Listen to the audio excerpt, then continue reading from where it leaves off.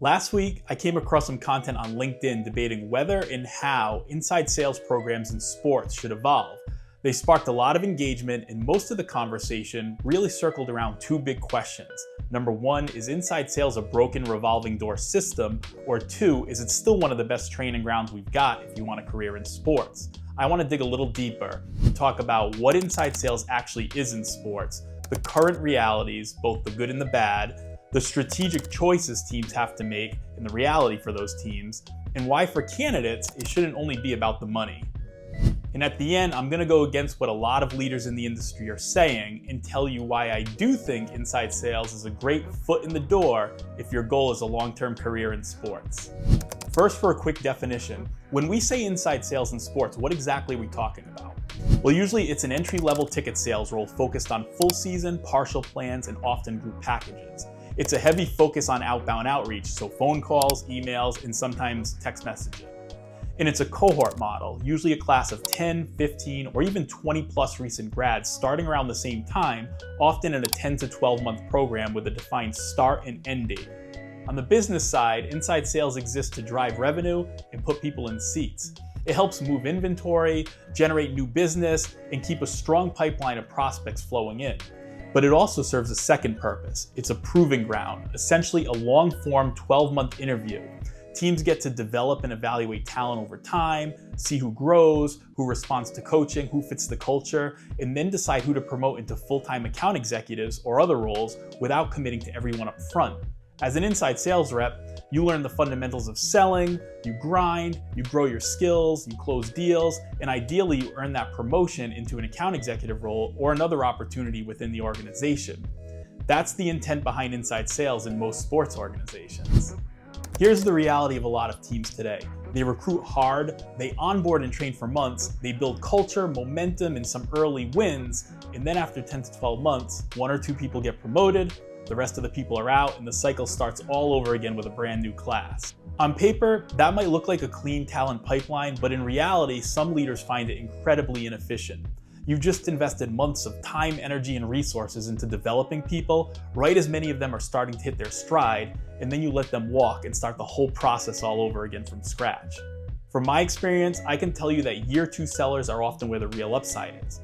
They know the product, they know the market, they're more confident on the phones, and their revenue typically jumps from year one to year two. And it's not just me. The VP of ticket sales who wrote those posts on LinkedIn mentioned that a second year seller will almost always create more upside than the cost savings of keeping folks part-time. Okay, now let's layer in the candidate side.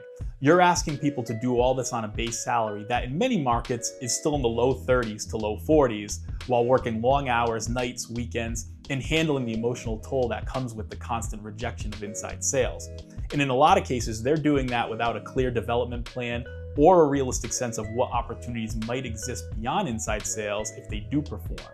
So when people start to question whether it makes sense to stick it out in inside sales, especially when there are other industries like tech where strong sellers can earn much more faster, that tension isn't coming out of nowhere, it's baked into the way some of the models currently work. Before we go any further, it's worth saying this. Most professional sports teams, they're doing just fine. There's no shortage of talent, ticket revenue keeps climbing. From a pure business standpoint, teams don't necessarily need to overhaul inside sales. But just because they don't have to change doesn't mean that the model shouldn't evolve. And this is where I think teams have to be honest with themselves about their strategy. Are you running inside sales as a quantity play or are you running it as a quality play? Because both can work, but they lead to very different decisions. If your priority is maximizing outbound volume and evaluating as many people as possible, you're essentially running a quantity model. You have larger cohorts, lower base pay, higher activity expectations, and a 10 to 12 month program with heavy churn. You're essentially betting that the cream will rise based on their hustle and their desire to succeed. Some organizations have run that way for years and it works well for them. And if that's your model, then be honest about it, own it, measure it, support it, and go with it. The other option is a more selective quality model where you're intentionally building a pipeline of future leaders and long-term producers. And that model might look something like this. Full-time status from day one, A more livable base wage and benefits, yes, because it helps performance, but also because it's the right human thing to do, especially if you're calling people family like most sports teams do. Rolling cohorts in an 18 to 24 month runway so people can get promoted or move on throughout the program while new talent continues to come in.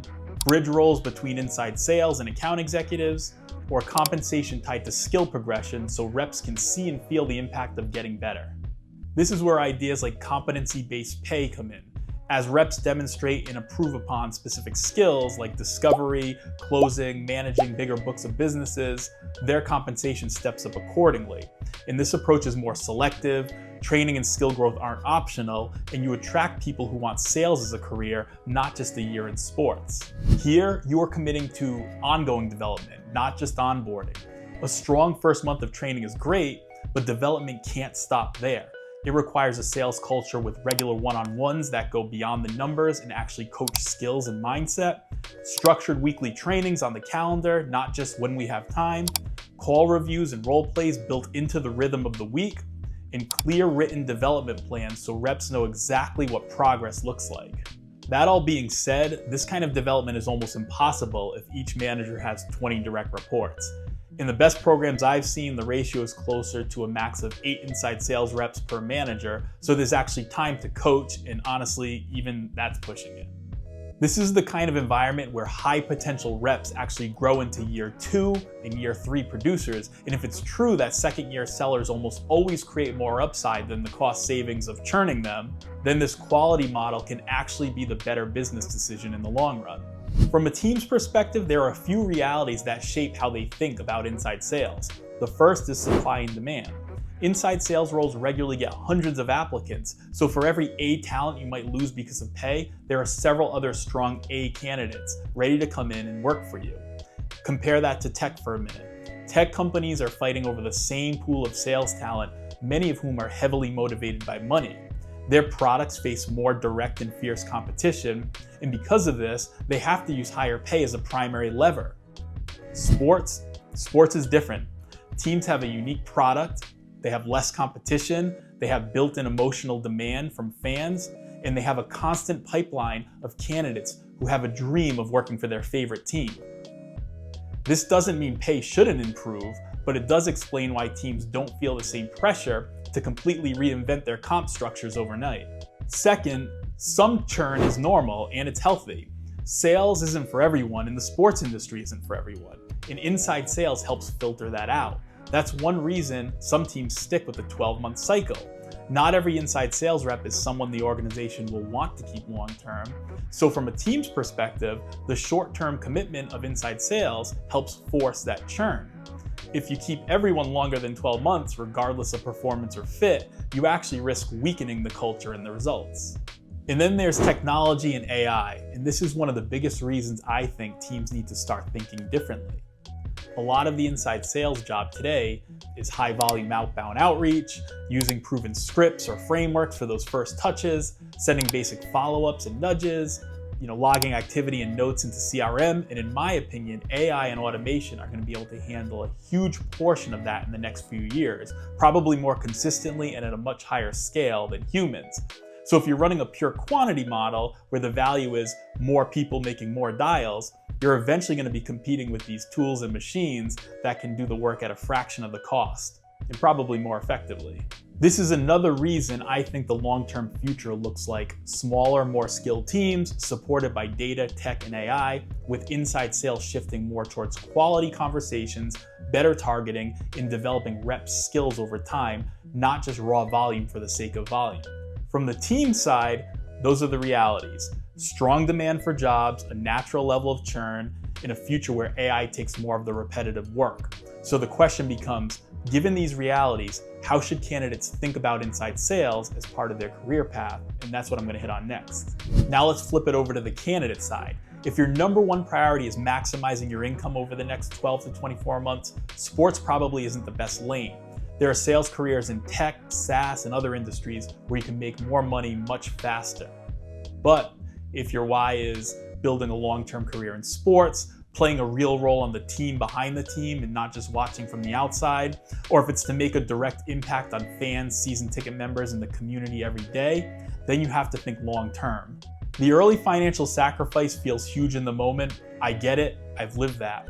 But when you're 30 and you're sitting in a director's chair, you're not going to be obsessing over the fact that your 22-year-old self couldn't afford much for a year, or you had to stretch to make it work. You're going to be grateful that that version of you invested in this one. It's no different than investing in stocks or mutual funds. There's no big payoff today, but you're putting something in consistently so that you can reap the rewards later. And with inside sales, what you're investing in is your experience, your credibility, your skills, and your relationships. And those investments can pay dividends later in the form of a career and life that you genuinely love.